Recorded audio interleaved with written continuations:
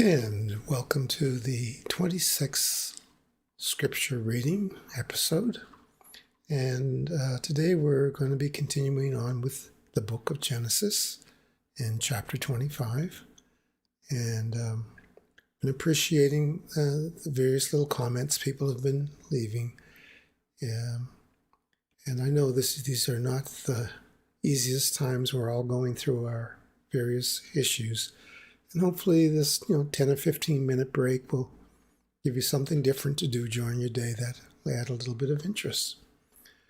Okay, let's go to the readings. We're at the King James Bible Online.org. Genesis chapter 25, verse 1. Then again Abraham took a wife, and her name was Keturah. And she bare him Zimran, and Jokshan, and Medan, and Midian, and Ishbak, and Shua. And Jokshan begat Sheba and Dean, and the sons of Dean were Asherim, and Lesham, and Lumin. And the sons of Midian, Epsand, Epher, and Adhanok, and Abidah, and Eldaah. All these were the children of Keturah.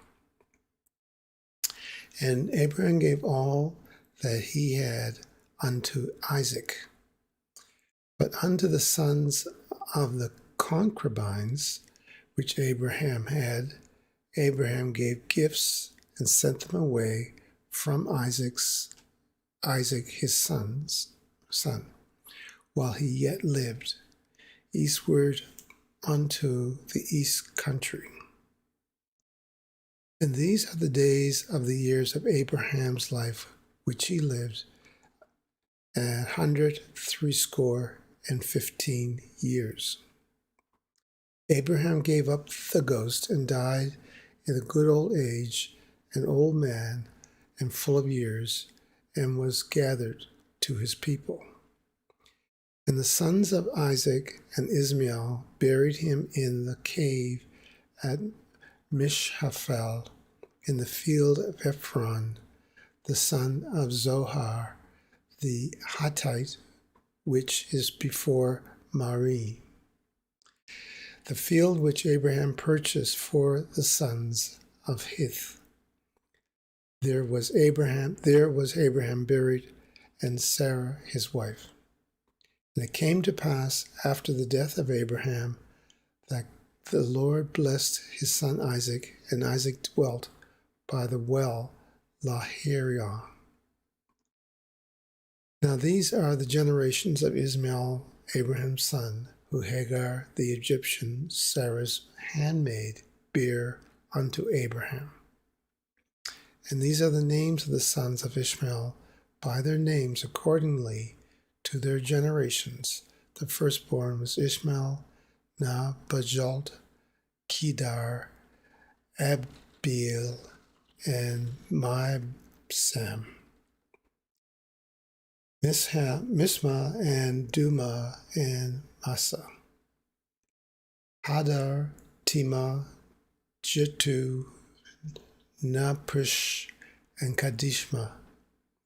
And these are the sons of Ishmael. These are the names by their towns and by their castles, 12 princes according to their nations. And these are the years of the life of Ishmael, 137 years. And he gave up the ghost and died, and was gathered unto his people. And they dwelt from Havilah unto Shur, that is before Egypt, as thou goest towards Assyria. And he died in the presence of all his brethren. And these are the generations of Isaac, Abraham's son. Abraham begat Isaac, and Isaac was 40 years old when he took Rebekah to wife, the daughter of Bethamel, the Syrian of Padanaram, and sister of Laban, the Syrian. And Isaac entreated the Lord for his wife, because she was barren. And the Lord was entreated for him, and Rebekah, his wife, conceived. And the children struggled together within her. And she said, If it be so, why am I thus? And she went to inquire of the Lord. And the Lord said unto her, 2 nations are in thy womb, and 2 manner of people shall be separated from thy bowels. And the one people shall be stronger than the other people, and the elder shall serve the younger. When her days to deliver were fulfilled, behold, there were twins in her womb. And the first came out red all over like a hairy garment, and they called his name Esau. And after that came his brother out, and his hand took hold of Esau's heel, and his name was called Jacob. And Isaac was 80 years old when she bare them. And the boys grew, and Esau was a cunning hunter, a man of the field, and Jacob was a plain man dwelling in tents. And Isaac loved Esau because he did eat of his venison, but Isabekah loved Jacob. And Jacob sawed partridge, and Esau came from the field, and he was faint. And Esau said to Jacob, Feed me, I pray thee, with the same red portage, for I am faint. Therefore was his name called Edom. And Jacob said, Sell me this day thy birthright. And Esau said, Behold, I am at the point to die, and what profit shall this birthright be to me? And Jacob said, Swear to me this day. And he swore unto him, and he sold his birthright unto Jacob. And Jacob gave Esau bread and portage of lentils. And he did eat and drink, and rose up and went his way. Thus Esau despised his birthright. Okay. This is another one of those chapters that kind of wanders a bit. It's also one of these chapters that gives specific names of people and their lineage. Lots of names. I apologize right now if I mess up the names, but I'm getting as close as I can. Let's take a quick look at the verses and see if we can pick up anything of interest. Here I find in verse 1, very interesting that it says Abraham took a wife. I'm thinking, well, how old is Abraham? He just got to this whole thing with Sarah and how he didn't think he could have children. But here he is, going at it again. And she did bear him children. And this is what a good portion of this chapter is about. And there is a note here that in verse 5, Abraham gave all that he had to Isaac and not to these children. And also, there were concubines then, and Abraham had a concubine. He just gave them gifts and told them to leave. And there's a suggestion here, away from, in verse 6, away from Isaac, his sons. Sort of send them away. And